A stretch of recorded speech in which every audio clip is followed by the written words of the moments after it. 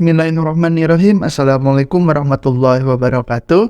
Selain manusia, hewan dan tanaman pun bisa sakit, namun cara pengekspresiannya saja yang berbeda. Jika manusia sakit itu diekspresikan dengan ada demam, lemas, pusing, ataupun sakit, maka tanaman menunjukkan dengan cara yang berbeda. Karena tingkat kesadaran tanaman lebih rendah dari manusia dan hewan. Jika kita gambarkan tangga kesadaran ini, jauh di atas, tangga paling atas itu adalah Tuhan, kemudian turun ke bawah ada manusia, kemudian hewan dan tanaman. Jika manusia bisa bergerak secara aktif dan bisa berpikir dengan akal, kemudian hewan di bawahnya itu hanya bisa bergerak secara aktif, kemudian tanaman bisa bergerak namun bergerak secara pasif. Kembali lagi ke penyakit tanaman memberikan respon sakitnya itu berupa gejala secara fisik, karena penyakit ini akan mempengaruhi proses fisiologi tanaman. Maka dari pengaruh proses fisiologi ini dimanifestasikan atau diwujudkan dalam bentuk morfologi tanaman yang tidak normal dari umumnya atau biasanya. Misalnya daun yang tadinya hijau berubah bisa menjadi kuning, atau yang tadinya lurus jadi bengkok, yang tadinya mulus bisa jadi keriting, dan gejala lainnya. Sebelum kita membahas lebih dalam tentang penyakit pada tanaman, perkenalkan terlebih dahulu, saya Fauzan Firdaus dari kelas D IPT jurusan HPT.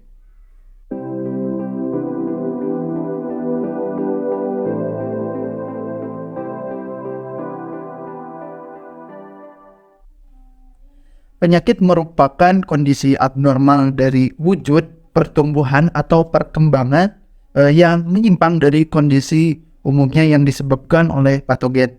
Lalu apa aja yang menjadi patogen dalam tumbuhan ini? Pada umumnya patogen di tanaman ini yang sudah banyak diketahui itu ada 5. Yang pertama itu ada cendawan atau jamur atau fungi, lalu ada virus, bakteri, nematoda, sama protozoa.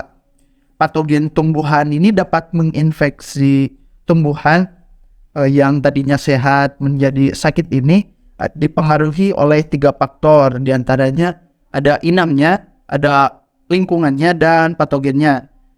Inangnya itu apa? Inangnya itu tempat patogen itu bisa tumbuh. Misalnya nih, kemarin virus COVID, dia hanya bisa menyerang manusia.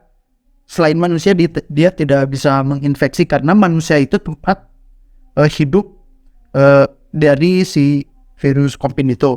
Kemudian lingkungan merupakan kondisi yang mendukung dari perkembangan penyakit. Misalnya nih, cendawan suka menyukai tempat yang lembab, maka perkembangan cendawan ini akan meningkat dengan pesat, akan banyak memperbanyak dirinya. Sebaliknya, jika tempatnya itu kering, kerontang, tidak ada kelembaban, maka si cendawan itu tidak bisa berkembang, maka tidak akan terjadi penyakit. Kemudian tentunya yang terakhir harus ada patogen. Kalau nggak ada patogennya, lalu apa yang mau menyerangnya? Jadi ketiga faktor tersebut wajib hukumnya ada. Jika salah satunya tidak ada atau lemah, maka proses penginfeksian atau patogenitas pada tumbuhan tidak akan terjadi. Misal kita contoh kasus terjadinya hawar daun padi yang disebabkan oleh Xanthomonas. Pada suatu lahan, kondisi iklimnya itu sangat cocok dengan Xanthomonas. Xanthomonas suka menyukai daerah yang lembab. Kemudian bakterinya pun melimpah di lahan. Tapi tidak ada tanaman padi, apakah akan terjadi patogenitas? Tentunya tidak. Atau sebaliknya, padinya ada, lingkungannya mendukung, tapi Xanthomonasnya tidak ada, maka tidak akan terjadi patogenitas. Atau satu lagi, padinya ada, daun padinya ada, Xanthomonasnya ada, tapi lingkungannya tidak mendukung Xanthomonas, maka tidak akan terjadi penyakit patogenitas. Ketiga faktor tersebut digambarkan kalau kita secara umum kita tahu dengan ada segitiga penyakit: patogen, lingkungan, dan inang. Tentunya patogen dalam menyerang tumbuhan ini memiliki tujuan. Lalu apa tujuan patogen ini menyerang tumbuhan? Tujuannya itu yaitu untuk mengambil nutrisi atau sumber energi yang tidak bisa dihasilkan oleh patogen itu sendiri. Kemampuan menginfeksi tersebut terjadi karena usaha patogen untuk tetap melestarikan genetiknya agar selalu tetap ada untuk berkembang biak, dan memang ini semacam naluri atau cara bertahan sebuah makhluk hidup untuk tetap eksis di alam. Patogen menyerang dan melemahkan tumbuhan, kemudian dia bisa mengambil nutrisi sebagai kebutuhan energinya. Ada beberapa cara patogen dalam menginfeksi tumbuhan. Di antaranya ada dua nih, secara mekanis dan secara kimia. Secara mekanis ini diawali dengan si patogen ini menempel pada inangnya, kemudian bergerak merusak lapisan terluar, memaksa masuk ke dalam tanaman dengan alat atau fitur tubuh patogen. Cara ini biasanya dilakukan oleh sebagian cendawan dan semua nematoda. Misalnya cendawan akan memanjangkan hifanya kemudian mencari celah untuk masuk. Kemudian hifa akan membesar, merusak dinding sel.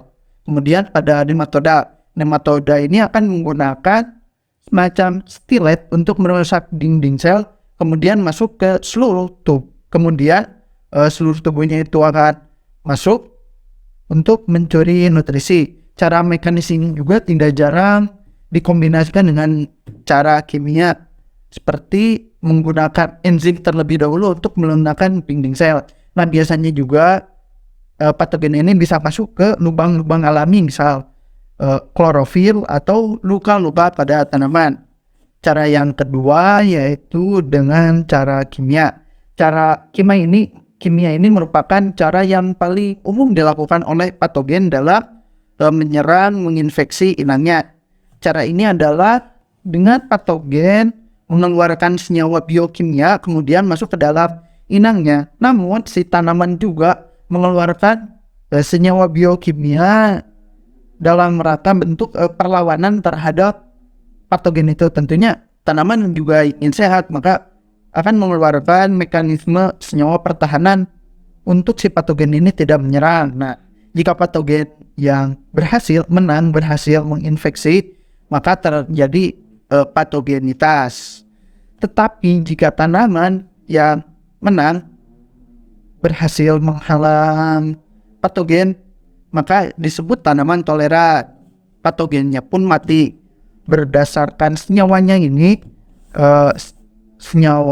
berdasarkan senyawa kimia yang dikeluarkan oleh patogen ini dikelompokkan menjadi 4. Yang pertama itu enzim, kemudian toksin, zat tumbuh, dan polisakarida. Fungsi fisiologis tumbuhan yang terinfeksi oleh patogen berbeda proses fisiologisnya dengan tumbuhan yang sehat. Patogen seperti cendawan, bakteri, fungi, virus, dan nematoda dapat mempengaruhi proses fotosintesis, translokasi nutrisi dan air, proses respirasi, proses transkripsi, maupun proses translasi. Tumbuhan yang terinfeksi patogen akan berpengaruh terhadap perkembangan dan pertumbuhan serta penurunan produktivitas dan cacat pada tumbuhan tersebut. Karena nih, misal tumbuhan yang terkena klorosis itu tidak akan maksimal fotosintesisnya karena bagian dari daun-daunnya itu banyak yang mati, sehingga fotosintat yang dihasilkan dari proses fotosintesis ini akan mengurang dari biasanya, sehingga nutrisi dan karbohidrat yang dihasilkan tidak akan maksimal seperti pada kondisi umumnya. Mungkin dapat diakhiri diskusi kali ini mengenai pemahaman saya tentang penyakit tumbuhan. Semoga di lain waktu kita bisa melakukan diskusi kembali apa yang saya pahami tentang penyakit tumbuhan ini. Terima kasih atas perhatiannya. Assalamualaikum warahmatullahi wabarakatuh.